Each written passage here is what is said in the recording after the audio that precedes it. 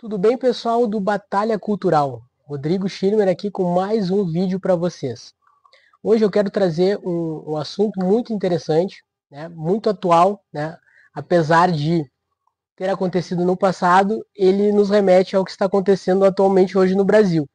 Quero falar para vocês, né, dos julgamentos de Moscou, né, ou o Grande Expurgo Soviético, né, que eram julgamentos que aconteceram na década de 30, mais precisamente ali nos anos mais intensos em 1936 e 1938, onde esses julgamentos, nesses processos públicos conduzidos aí por Joseph Stalin, né, onde ele comandava esse circo, né, esse teatro, para perseguir opositores políticos e também inimigos do próprio partido comunista, né, o próprio partido bolchevique. Então, nos remete muito ao que está acontecendo atualmente hoje no Brasil. Nesse contexto aí pós-revolução bolchevique, né, e institucionalizado o governo Lenin, e após a morte de Lenin, Joseph Stalin assumiu o poder. Como é que Joseph Stalin chegou ao poder? Principalmente sendo o homem forte do Partido Comunista, ou seja, ele se tornou o homem do estamento burocrático do próprio partido. Era ele quem nomeava, né, os membros do partido em funções estratégicas específicas. Então ele tinha o controle, né, de toda a burocracia interna do partido. Isso, ele conseguiu muito poder com isso e automaticamente após a morte de Lenin, né, os outros nomes que assumiriam ali o partido ficaram apagados, ou seja, todos tinham um compromisso com Stalin e automaticamente ele foi aclamado aí o novo líder soviético. Como todo líder totalitário, genocida e sanguinário, ele colocou em prática, né, os seus planos mais perversos. E entre esses planos, né, consistia também na eliminação total, né, de todos os seus inimigos e opositores políticos, inclusive dentro do próprio partido. Passada a Guerra Civil, onde Trotsky teve uma função muito importante, né, para o partido bolchevique. Após isso, após a Guerra Civil, né, com o regime stalinista já instaurado, né, na União Soviética, começaram esses julgamentos que foi conhecido, né, mais conhecido, mundialmente conhecido como o Grande Expurgo Soviético. Esses julgamentos nada mais eram do que processos públicos, né, armados, né, falsamente armados, ou seja, para justificar uma perseguição aos inimigos de Stalin. Stalin comandava todo o circo. Era ele quem nomeava os juízes, né, os promotores, era ele quem, junto com a polícia secreta, né, no nome de Laurent Beria, que era o chefe da polícia secreta soviética, armava provas falsas contra os seus desafetos e opositores.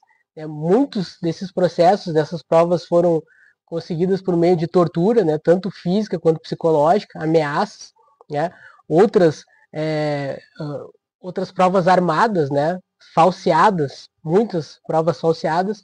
Tanto é que o Laurent Beria ele tinha uma máxima que dizia simplesmente assim, né, mostre-me o homem e eu indicarei o crime. Né? O que significa isso?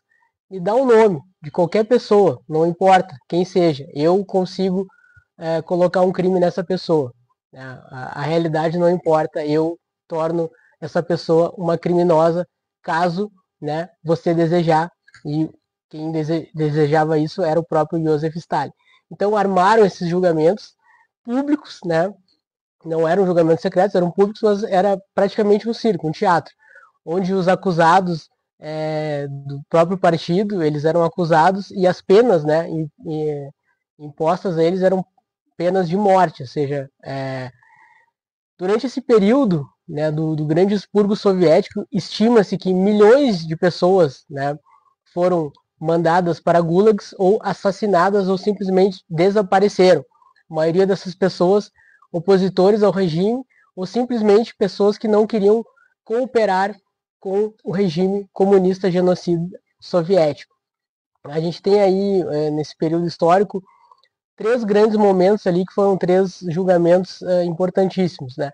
O primeiro julgamento foi o julgamento dos 16. Né? Foram 16 líderes do partido bolchevique que foram julgados, acusados, né, de tramar armações contra Joseph Stalin, né, sabotar o governo, enfim, tudo isso falsamente armado aí para condenar esse pessoal. Entre eles estava o Zinoviev e o Kamenev, que foram, juntamente com Lenin, Trotsky e Stalin, personagens principais aí na Revolução Bolchevique, que eram líderes de um alto grau dentro do Partido Bolchevique. Eles foram condenados à morte. Depois a gente teve o julgamento dos 17, sucedendo esse julgamento dos 16. Também outros líderes do Partido Bolchevique também foram condenados à morte. Posteriormente, teve o julgamento dos 20 líderes do Partido Bolchevique também foram condenados à pena de morte. Nesse julgamento dos 21, incluía Trotsky, que já havia saído da União Soviética, estava foragido para não ser assassinado pelo regime stalinista.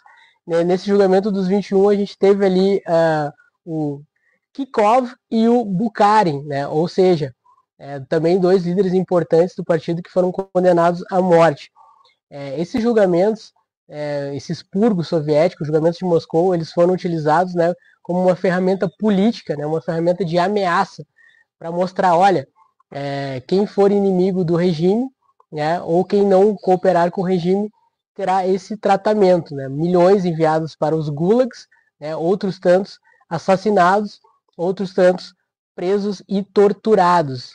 E por que eu quero trazer esse fato histórico aqui para vocês?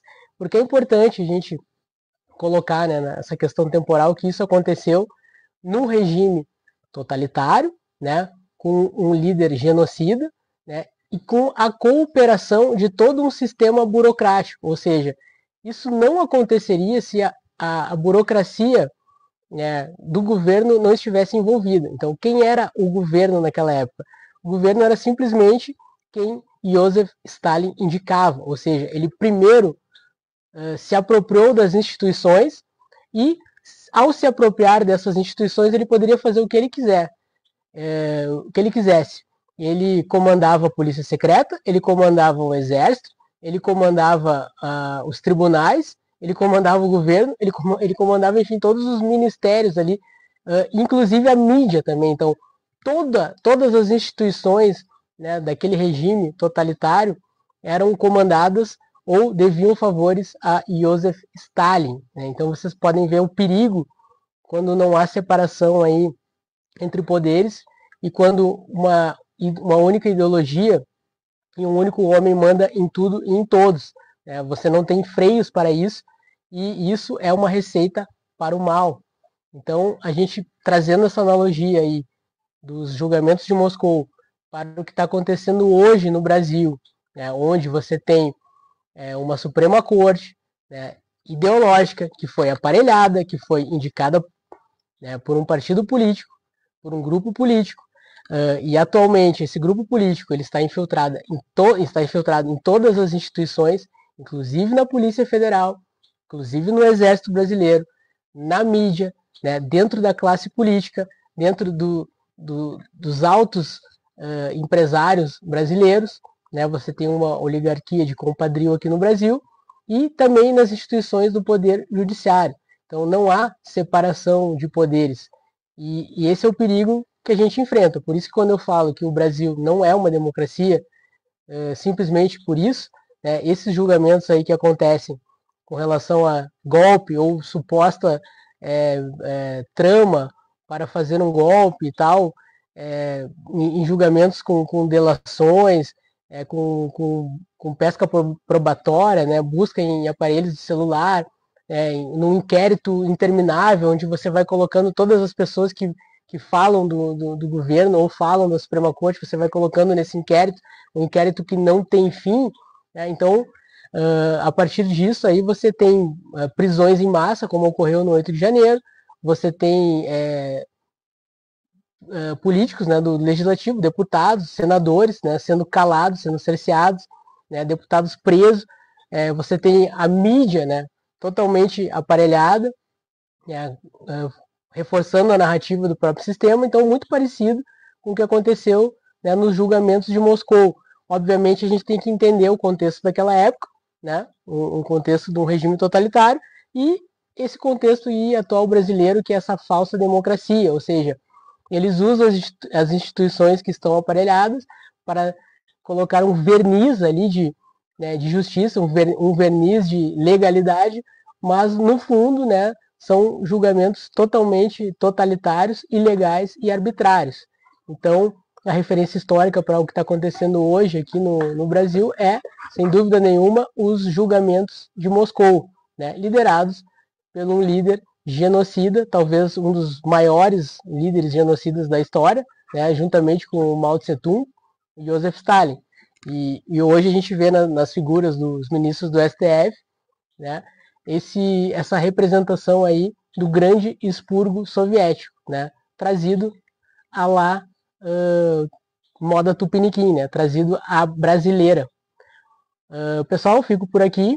É um breve comentário sobre o julgamento de Moscou. Vocês podem buscar mais referências aí. Eu posso indicar alguns livros, né? Posso indicar algumas fontes aí para vocês pesquisarem sobre isso, mas é muito importante vocês ficarem ligados nisso. Faz parte da história.